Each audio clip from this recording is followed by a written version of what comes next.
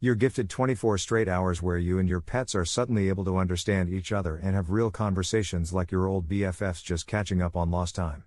What would you want to tell them and how would you want to spend those hours with them? Write down every single quality of life improvements I can make for you. Let's go find you your perfect food to eat. Let's make sure there aren't any aches and pains you have that we can't address. Tell me all of your favorite spots, what you like, what you don't. Literally everything. That's it for me.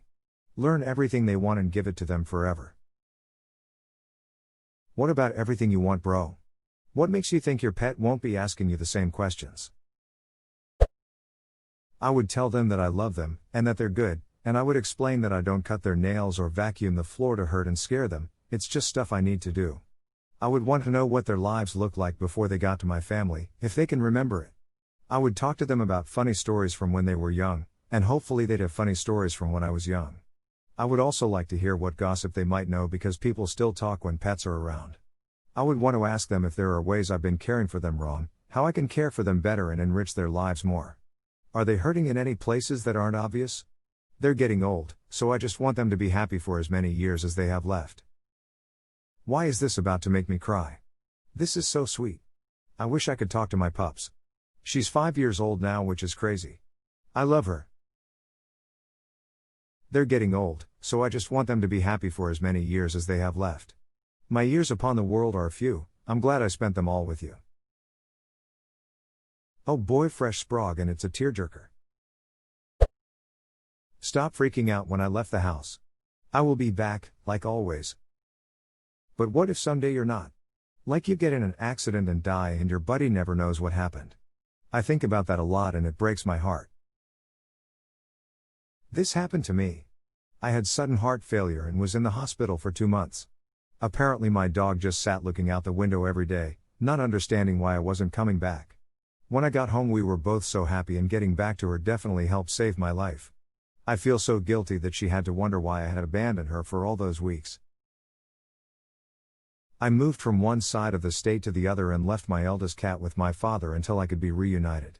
My cat apparently gave up his will to live and would only leave the room I used to sleep in to make feeble attempts at eating or drinking. That is so sad. I'm sorry for you and your cat both. Depression is a horrible thing. I left home for the army right out of HS. While I was gone, my grandparents, who raised me, moved several hours away from where we had lived. During the move they had to leave my dog in a boarding house for animals for a week. According to the staff, he refused to eat or drink. They had to feed him through a tube.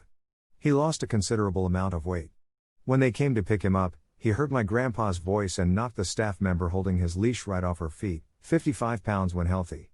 Lol, it's awful to think how he must have felt, locked in a tiny pen, thinking he lost his whole family in a few short months.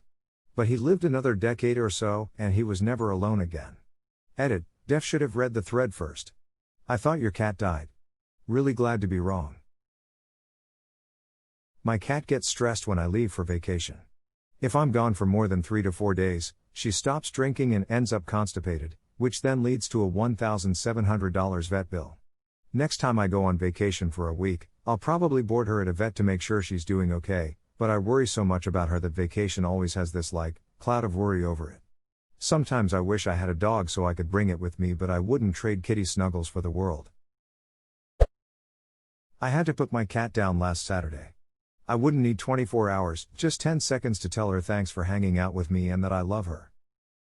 Sorry for this huge rambling reply, but your answer just made me think a lot.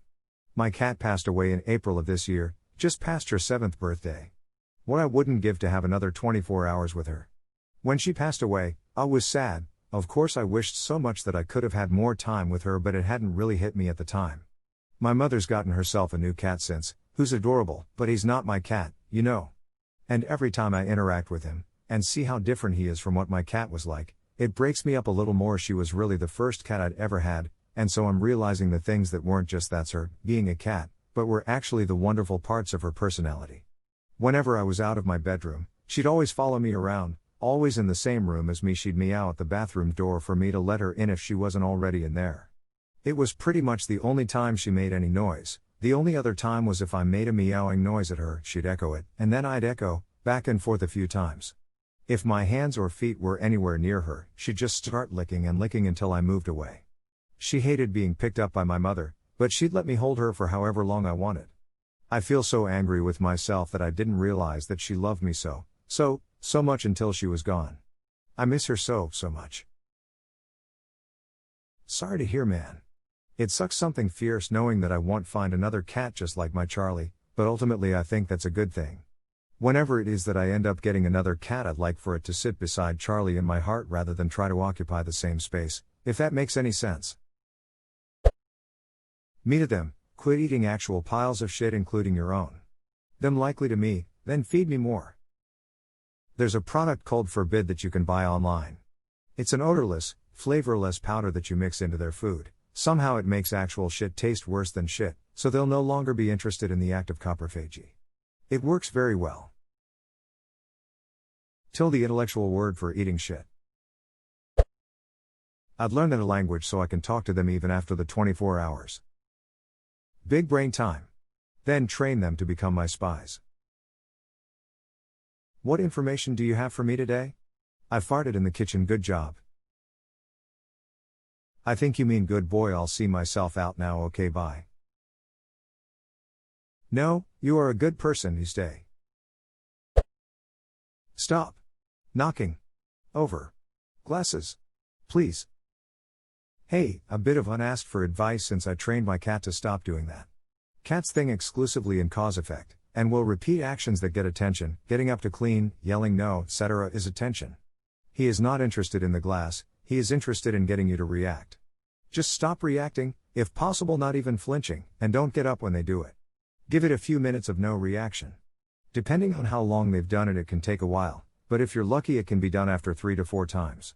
Absolutely no reaction, or opposite effect reaction if that's the case, for example leaving the room, or not doing something they want. This works with all bad cat habits. For example, if my chonker wakes me up before his feeding time, I will intentionally feed him later. He's learned that waking me up before the big sound means he's not getting food, and waking me up alongside my alarm gets him food. Never too late to train him, but it might take longer to get him to drop the habit if it's been happening for some years now. I'd spend some time to ask myself when he does the glass thing. Is it immediately, or is it when you've been neglecting him for a while? If the latter, you need to give your cat more attention. Mine would do it when he was upset about being ignored while I was at the computer, so I just pick him up and place him on my lap when I'm there. Edit. Aw, thanks for the gold, stranger. Us cat dads need to look out for each other. 3. This is legit great advice. Can you please speak to my dog's tail about this? But seriously, not trying to be snarky because your cat advice is great. My dog will knock every item off the table with her tail. I'm getting ready to teach her hind and spatial awareness. There are a few tutorials on this by Kekkopup on YouTube. When I visit friends or meet new dogs, I forget about the consequence of tails. We've had Rottweilers since I was like 9 and they have their tails docked, so getting whipped repeatedly in the face by an excited lab is always a fun reminder of the possibilities, haha. Why dock the dog's tail? It's possible their tails were already docked by the time they were adopted. A lot of rescues have docked tails. I hope that's the case anyway. Stop mutilating dogs, people. I would never choose to dock a tail, however sometimes it's medically necessary. A friend of mine used to have a boxer with an undocked tail. It was so thin and she would whip it really hard. If you got hit by her when she was excited, it was like being hit with a cane. They aren't particularly hairy dogs, and a tail is essentially bone with a very thin layer of skin over the top, and without the hair protecting it, it can split really easily. They came home once after a day at work to find the tail had split and there was blood all over the house. And in her excited their home state, she was literally spraying blood everywhere. They went straight to the vets, who cleaned it up and covered it in bandages. But every time she got excited it re-split. It took months to heal, and even then if she got particularly excited there was a very high chance it would split again. The chance of infection was really high, and luckily they managed to avoid it. But if her tail had got an infection, then the best option would have been to dock. I have a Bernese and I call his tail a WMD, a wag of mass destruction. If it hits anything solid you can hear the reverb.